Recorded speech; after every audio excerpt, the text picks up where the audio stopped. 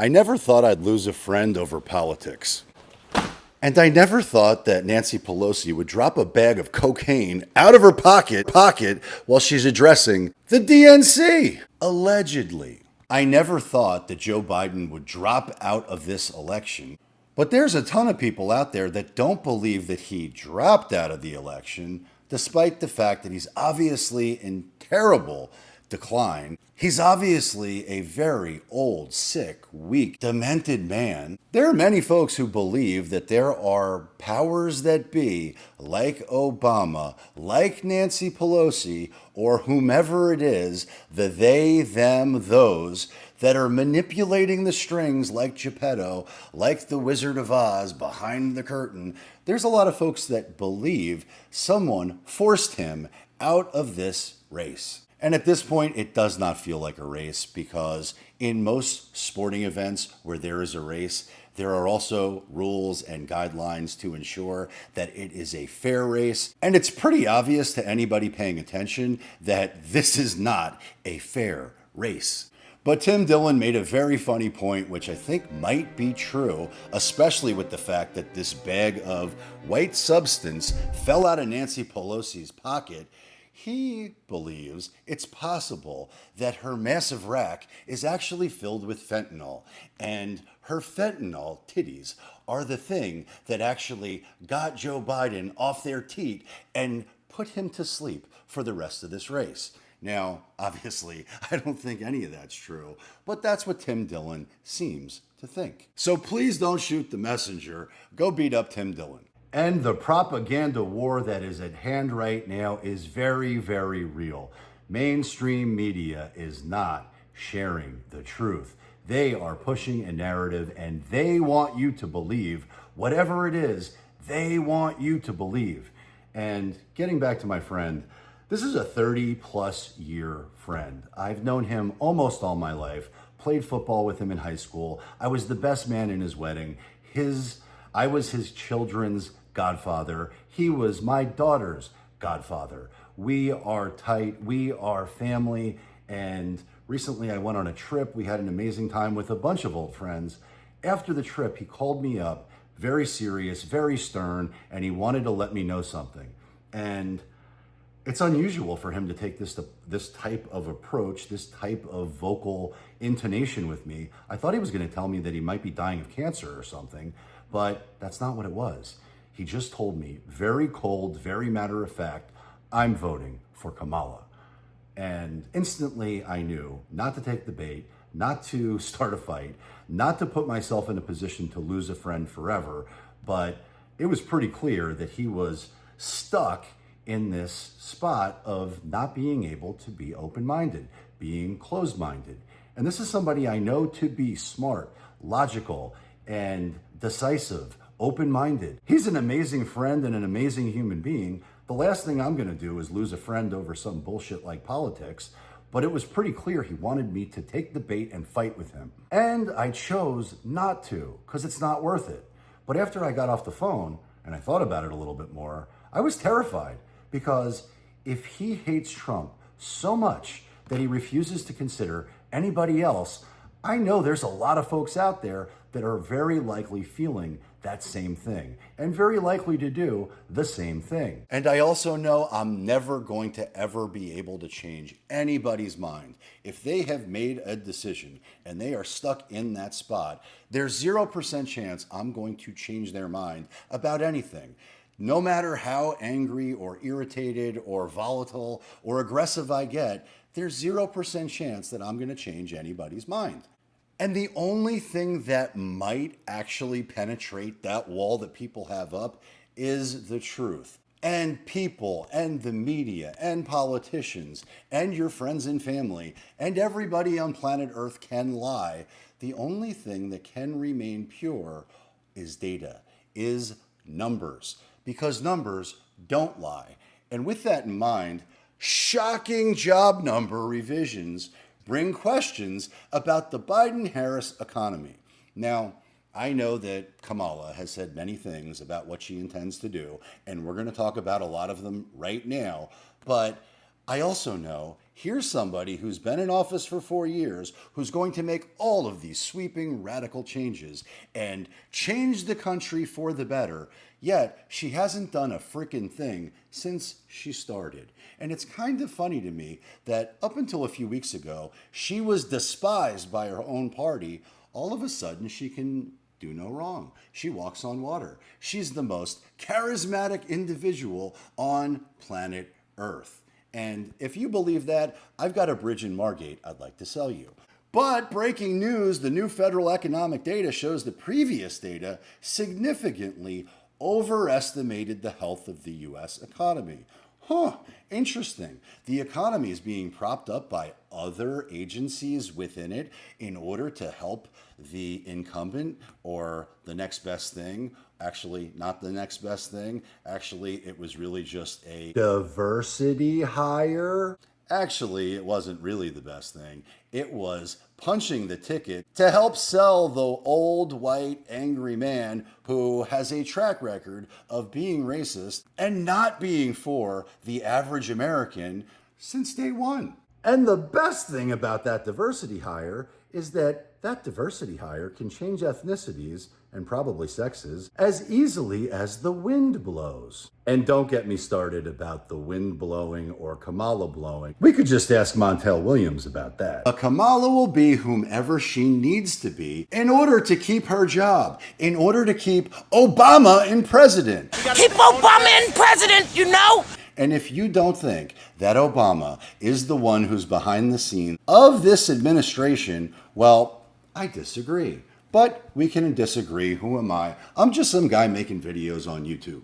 But I suspect the Fed is in bed with lots of these different people. And whether that's Pelosi or Kamala, neither of which I'm 100% sure is an actual woman, but Big Papa Powell's going to get some one way or another to ensure that whomever it is that they, them, and those want in office stays in office. So get ready for massive Fed rate cuts because they need mortgage rates down.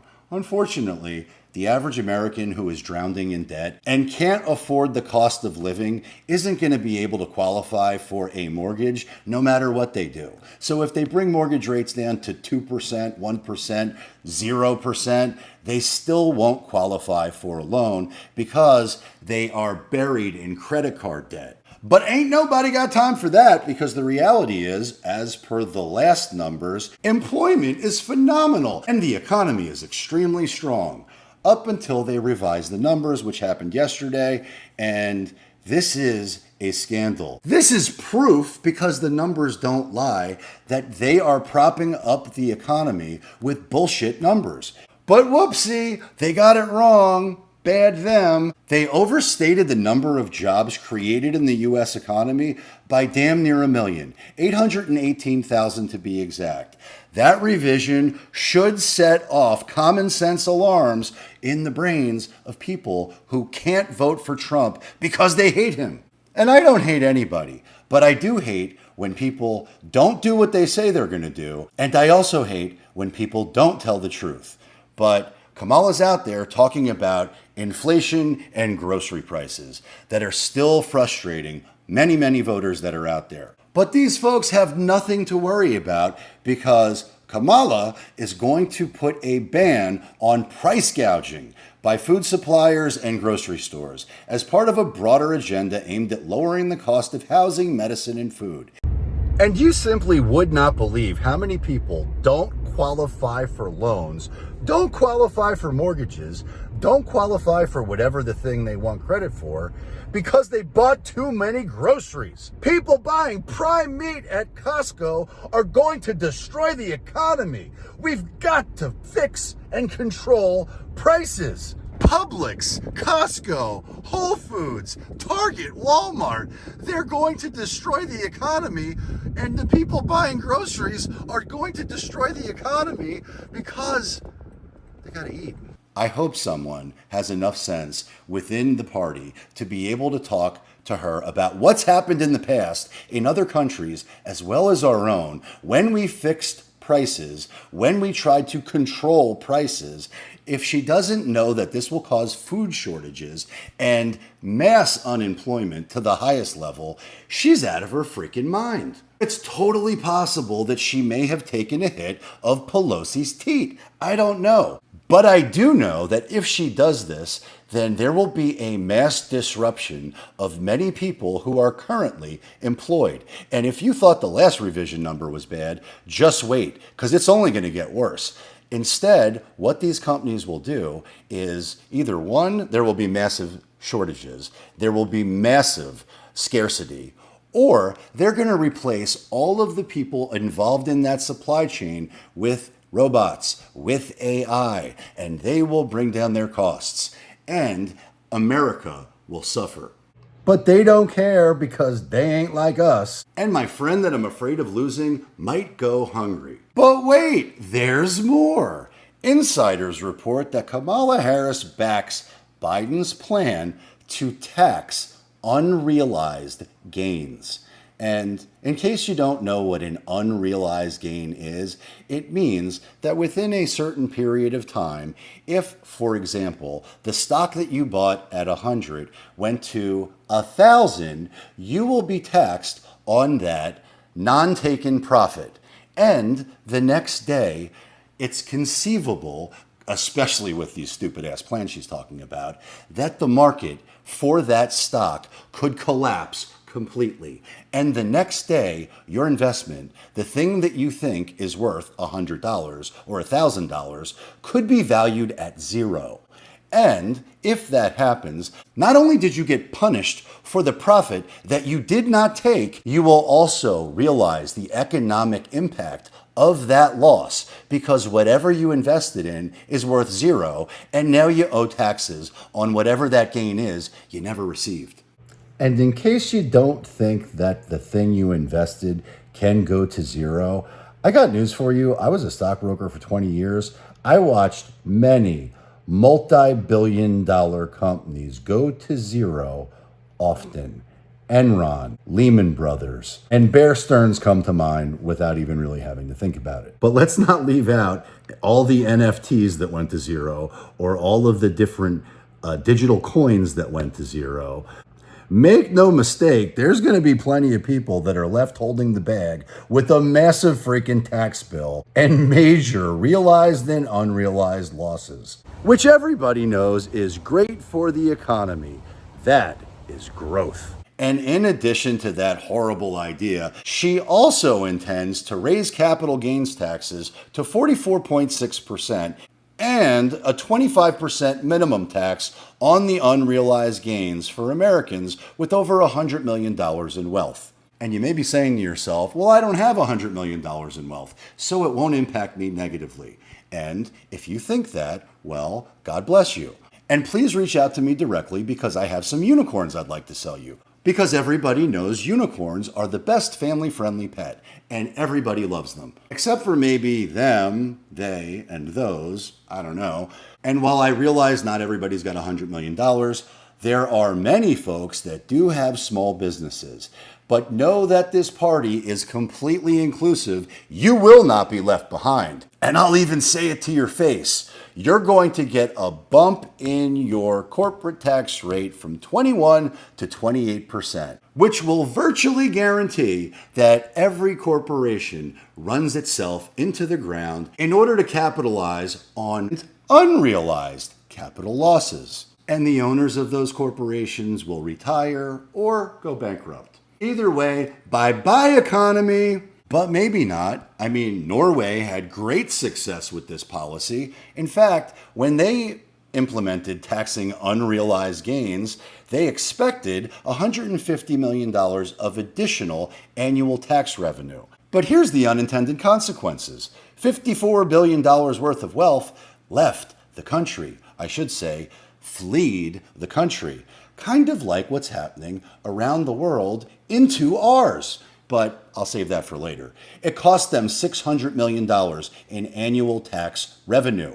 And I don't think anybody exactly thinks that Norway's economy is similar to the United States, but anybody who thinks that the United States economy is too big to fail is wrong. So I really hope somebody with some common sense studies history and will let them know that this is a disaster. In fact, it's a dumpster fire waiting to happen. But my friend told me flat out he hates Trump. He hates him because he's so angry.